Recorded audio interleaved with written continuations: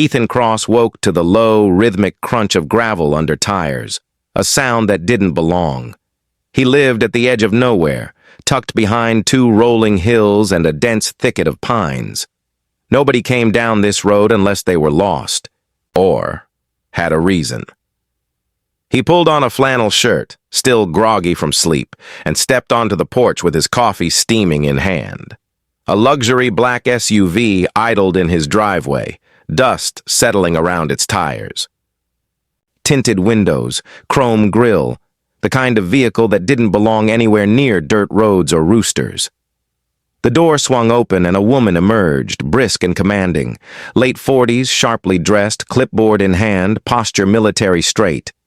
Her blazer was too clean for country air, and a pin glinted from her lapel, a small oak tree encircled by text. Oak Ridge Hills HOA, President. Ethan furrowed his brow. Oak Ridge Hills was the sprawling suburban maze a quarter-mile east. Pristine sidewalks, beige houses in rows, matching mailboxes like soldiers. Not his world. He lived just outside the boundary on 3 acres he'd cleared with his own hands. "Far from HOA's rules and nosy neighbors, you're Mr. Cross," the woman called, voice as sharp as the heels tapping up his gravel path.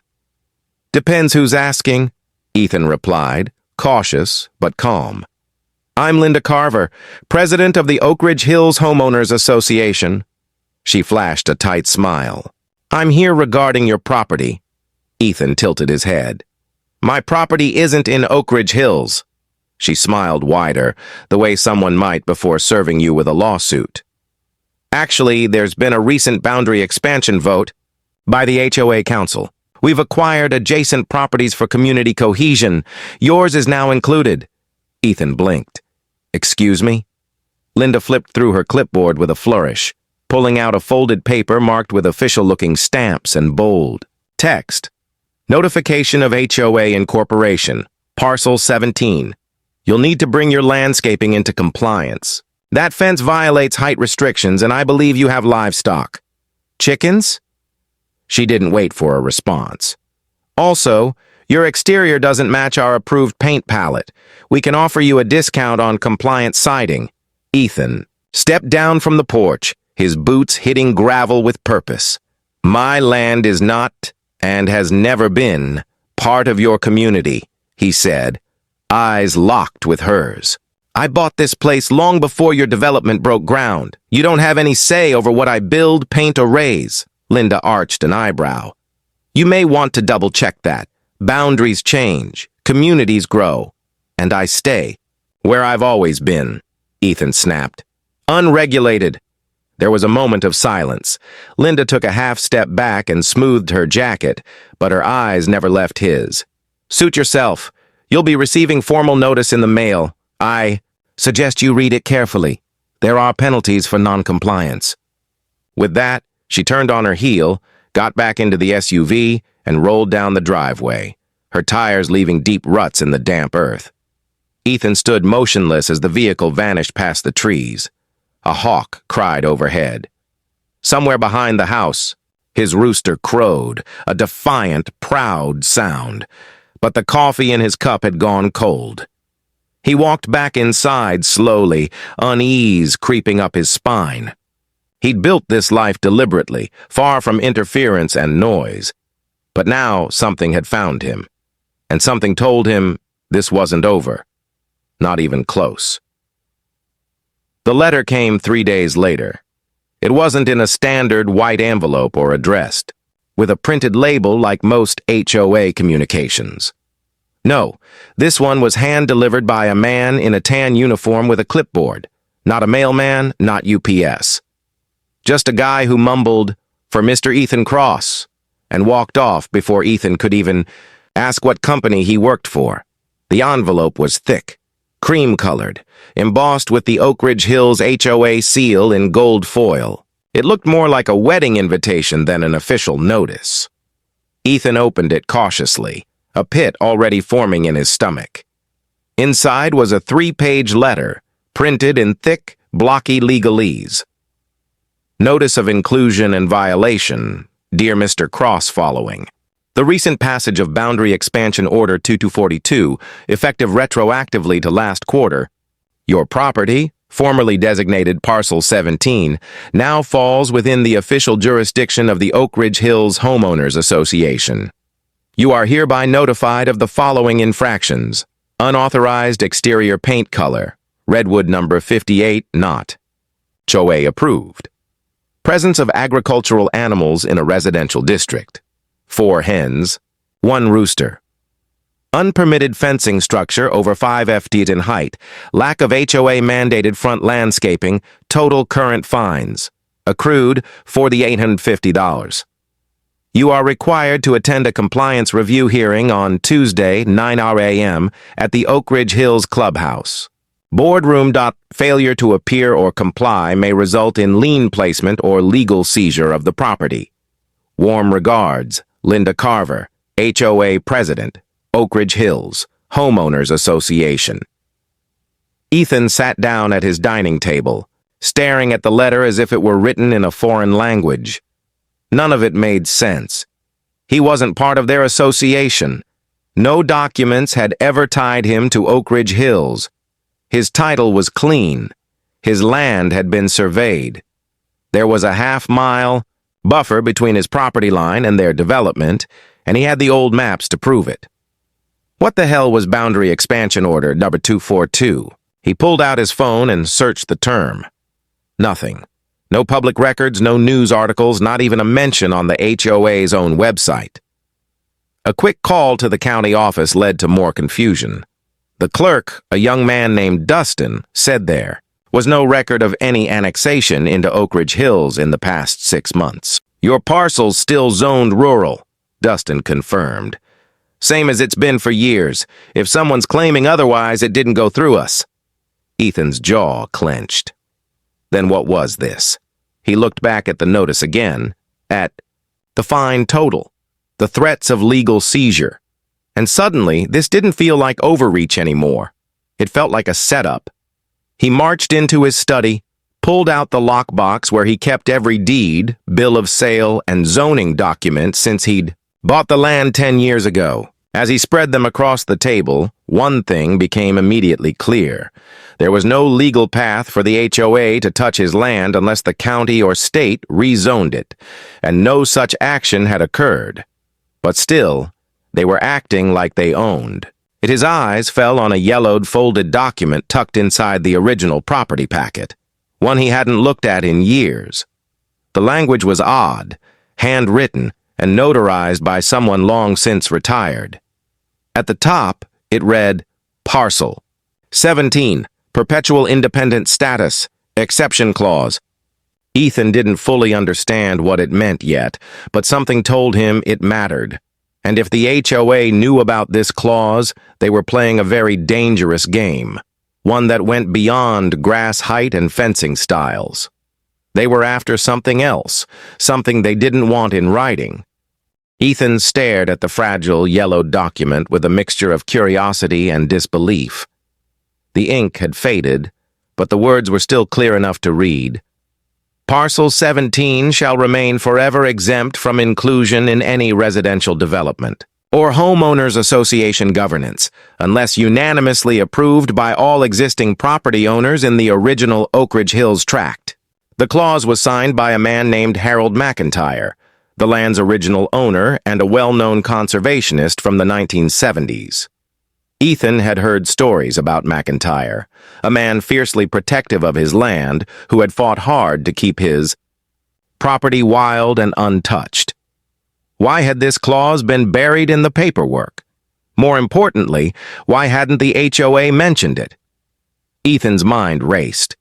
If the clause was legitimate, and it looked like it was, then the HOA's recent claims were not only illegal but possibly fraudulent. Yet Linda Carver, the HOA president, seemed so certain. Had she missed it, or was she intentionally ignoring it? Determined to find answers, Ethan called a local attorney recommended by a friend.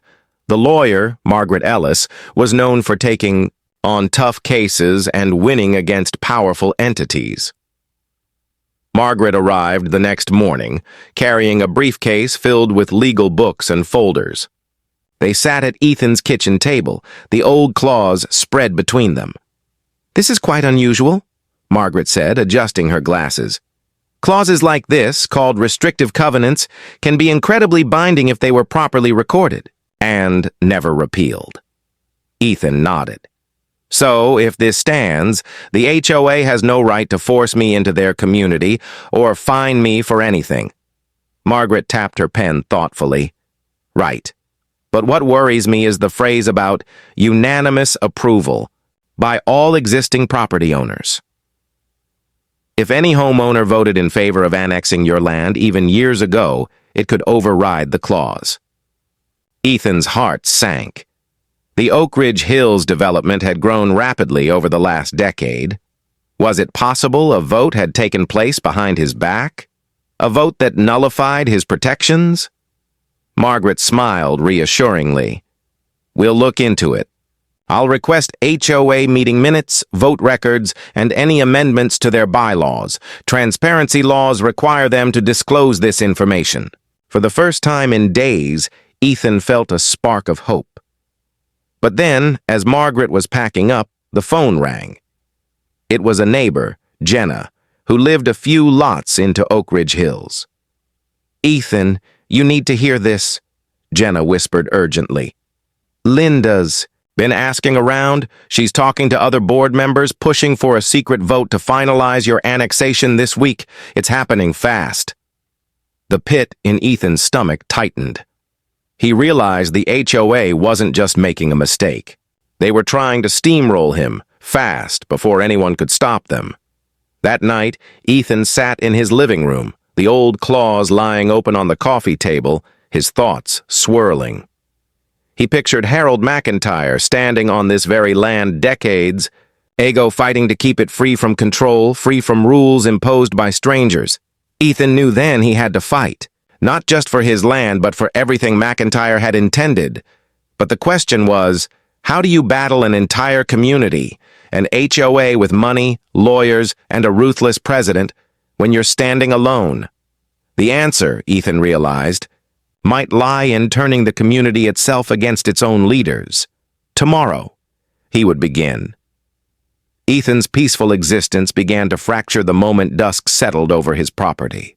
It started with the faint hum overhead, a mechanical drone slicing through the stillness. He had seen plenty of drones in Oak Ridge Hills, mostly used by homeowners checking on lawns or property values. But this wasn't a friendly neighbor's toy. It hovered silently above his chicken coop, its blinking red light pulsing like an ominous heartbeat. Ethan ducked behind the kitchen window, peering out with narrowed eyes. The drone drifted just beyond the tall pine trees, its camera lens gleaming. Why were they spying on me? He wondered. That night, as the moon hung low, he noticed unfamiliar footprints near his garden. Fresh tire tracks marked the dirt road in front of his house, leading to a new set of tire marks circling his front yard. Someone had been there, without permission. Ethan's old instincts kicked in, the ones from years of living off-grid and managing his land without interference. He set up an old camcorder he found in the attic, aimed at the driveway, and rigged a motion-activated spotlight on the porch. The next morning, the footage confirmed his fears. At exactly 3:14 a.m., two men wearing Oak Ridge Hills polos slipped through his property gate. They moved cautiously but with a sense of purpose, carrying measuring tapes and clipboards. One took photos of the fence lines while the other jotted notes. Ethan's blood ran cold. He called Jenna, the neighbor inside the HOA, and explained what he'd found. "Linda's board has been acting strangely," Jenna said, her voice tight with worry. "I heard her telling a few of the other members that Ethan's land is critical for the next phase, and that they need to pressure him out at any cost." "Critical for what?" Ethan demanded. "Expansion plans," she replied. "New community center, private park, maybe a gated amenity zone. Something big. That land's the last piece." The implications hit Ethan hard. The fight was no longer just about fencing or paint colors. He was sitting on a prize the HOA desperately wanted, and they were willing to break laws to get it. Then came the internet outages. Every evening around 7 p.m., his Wi-Fi would flicker and die, cutting off his access to email, legal research, and even phone calls. The timing was too precise to be a coincidence. One evening, Ethan caught a shadow moving behind his barn. A figure darted between trees, disappearing before he could get a clear look. His security camera captured blurry images of a vehicle parked nearby, a white van with no visible markings. The creeping invasion was no longer subtle. Ethan knew Linda. Carver was orchestrating something bigger than a boundary dispute. But why hadn't anyone else in the HOA spoken up? That's when Jenna dropped a bombshell. "There's been whispers, Ethan," she said quietly. "The HOA board's divided. Some want to play by the rules. But Linda's pushing hard. She's powerful. She's got people in the county offices. I think she's been pulling strings to make this land hers no matter what." Ethan swallowed hard. He wasn't just fighting an HOA. He was fighting an entire system, a web of influence far beyond his little corner of the world. That night, he sat in his darkened living room, reviewing the footage over and over. The men in polos, the van, the drone. His sanctuary had become a battleground. But Ethan wasn't ready to back down. If they wanted to play dirty, so would he. Ethan's nights grew restless, haunted by shadows and whispers. But nothing rattled him like the package that arrived unexpectedly on his doorstep one afternoon. A battered manila envelope with no return address. Inside, carefully folded and yellowed with age, was a map. Not just any map, but a detailed blueprint of Oak Ridge Hill's future expansion, one that turned his entire world upside down. At first glance, the map looked innocent. Green spaces, winding roads, proposed community, amenities. But as Ethan's eyes traced the lines, his breath caught. There, etched boldly in red ink, was the parcel that had belonged to his family for decades, his land, labeled Community Center plus Private Amenity Zone. "This can't be real," Ethan muttered, fingers trembling. The map included sketches of a sprawling clubhouse, tennis courts, a swimming pool, and a gated playground. His modest chicken coop and weathered barn would be bulldozed to make way for the HOA's grand vision. But who had sent this? Jenna, the neighbor who had quietly supported him so far, arrived just then. "Where did you get that?" she asked, eyes wide as she took the map from his hands. "I found it in the mailbox. No note. No explanation." Jenna's face darkened. This is the proof. The HOA is planning a massive expansion, and your land is the key.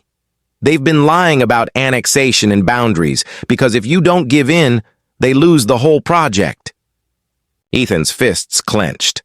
It wasn't just about control anymore. It was about money, power, and a vision for the community that erased him completely. "That explains the drone, the trespassers, the fire in my shed last week," Ethan said, grimly. Jenna gasped. "You didn't tell me about the fire?" He nodded. "Said to look accidental, but I'm sure it wasn't." The reality hit harder than any letter or legal notice. The HOA wasn't simply enforcing rules. They were fighting for a jackpot, a property that could transform the neighborhood and inflate their property values. And he was standing in their way. But the question gnawed at Ethan. How far would they go to take his land? Jenna looked at him, fierce and determined. "You need to be careful. Linda's got allies, people in the city council, the planning department. They want to fast-track this before you can fight back." Ethan studied the map one more time, the red ink almost pulsing under the afternoon sun. His home was the heart of their plan, the last obstacle. He realized then that the battle wasn't just for land. It was for his very place in this world. The HOA wanted to erase him, to rewrite history, but Ethan had one weapon they didn't expect, the truth. He reached for his phone and began drafting emails, calling lawyers, preparing for the fight of his life. The HOA might have the money and the connections, But Ethan had something stronger. 10 years of roots, the hidden clause in his deed, and a community that still believed in fairness. This was no longer just about fences or paint. This was war. Ethan spent the night drafting a plan as precise as a hunter stalking his prey. If Linda Carver and the Oak Ridge Hills HOA wanted a fight, they were going to get one, but on his terms. He knew the HOA was hiding something illegal beneath their polished veneer.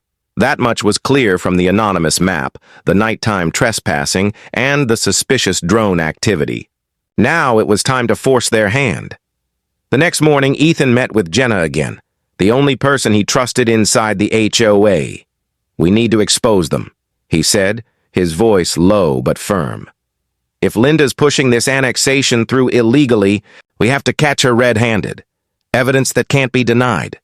Jenna nodded. "But how? They're careful. They hold their meetings behind closed doors, and any votes are hidden in complex legal jargon." Ethan smiled grimly.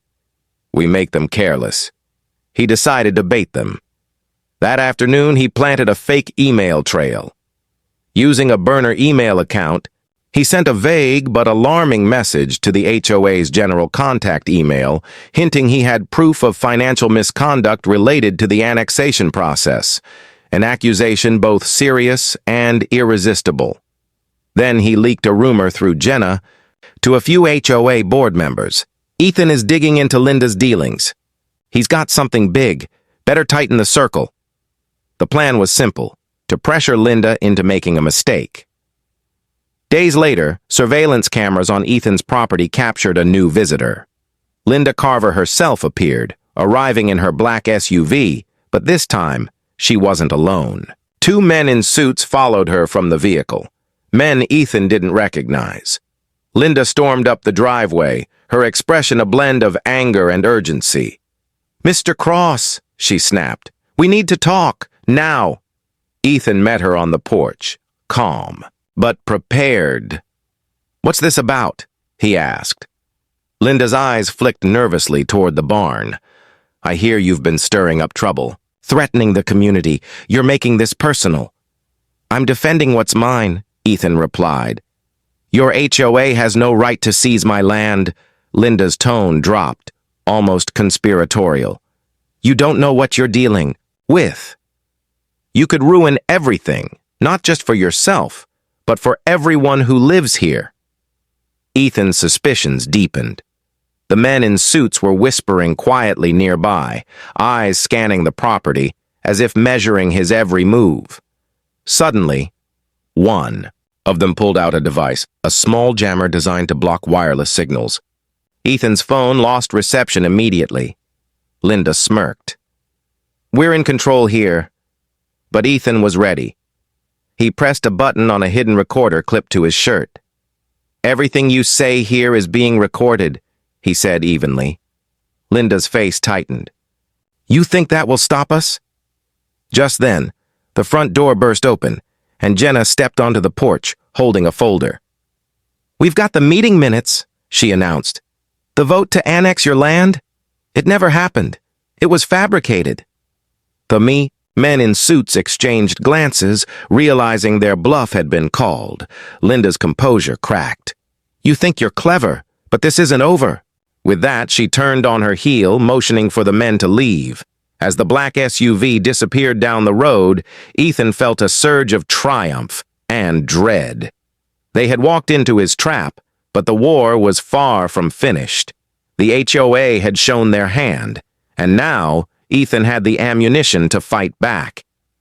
The air was thick with tension after Linda Carver's visit. Ethan felt the weight of the battle pressing down on him, but he refused to give in. The fight for his land was far from over, and he needed all the help he could get. That's when a knock came at his door one brisk morning. He opened it to find an elderly man, lean but steady, with sharp eyes that seemed to miss nothing. "Mr. Cross," the man said quietly. "My name is Harold McIntyre." Ethan blinked. The name was instantly familiar. The same Harold McIntyre who had penned the perpetual independent status clause in the deed decades ago. "I'm the original owner of this land," the the man continued. Or rather, my family is. I've been watching from a distance, and I think it's time I stepped in. Ethan invited him inside, heart pounding with curiosity. Harold explained how, after years away, he had returned to the area and discovered the HOA's aggressive expansion plans. They want to rewrite history, Harold said grimly. But the clause I crafted wasn't just legal jargon. It was a promise, a safeguard. I never imagined it would be challenged like this. Harold carried a weathered box filled with old letters, maps, and photographs, proof of the land's protected status and a history that the HOA hadn't expected to resurface. This box contains documents that will make the HOA think twice, Harold said, placing it on Ethan's table. Together, they pored over the contents. Correspondence between Harold's family and county officials, land surveys confirming the property's boundaries, and even letters from early HOA meetings acknowledging the exemption. Ethan felt a surge of hope. If this evidence made its way to the right people, the HOA's claims would collapse like a house of cards. But Harold warned him not to celebrate too soon. The HOA president is more dangerous than you think. Linda Carver has allies in high places, and she won't stop until she gets what she wants. That evening, as the sun dipped below the horizon, Ethan and Harold crafted a plan. They would take the documents to the county zoning board, the local newspaper, and state authorities. They would shine a light on the HOA's overreach and force, accountability. But even as they worked, Ethan couldn't shake the feeling of eyes watching from the shadows.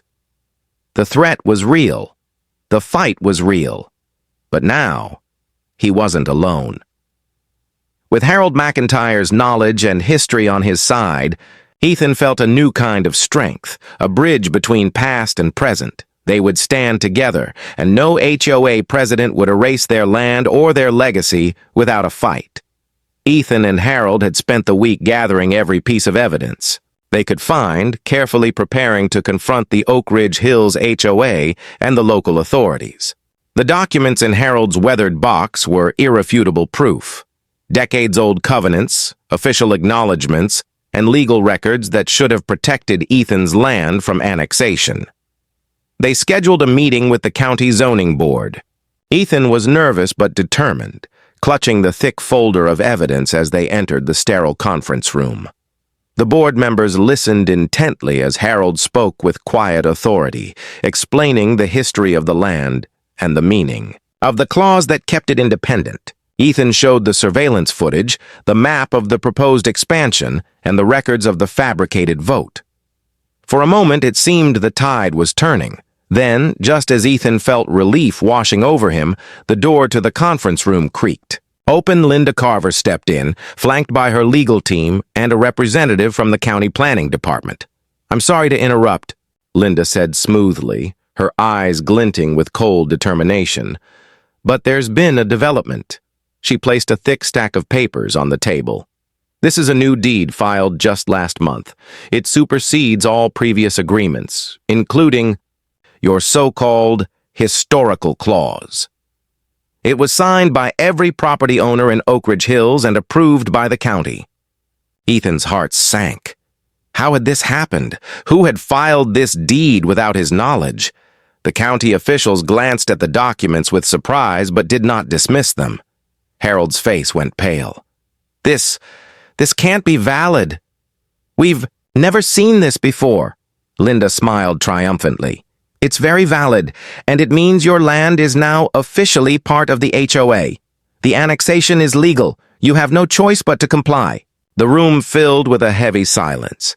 Ethan felt the ground shift beneath him. But then, a soft voice interrupted.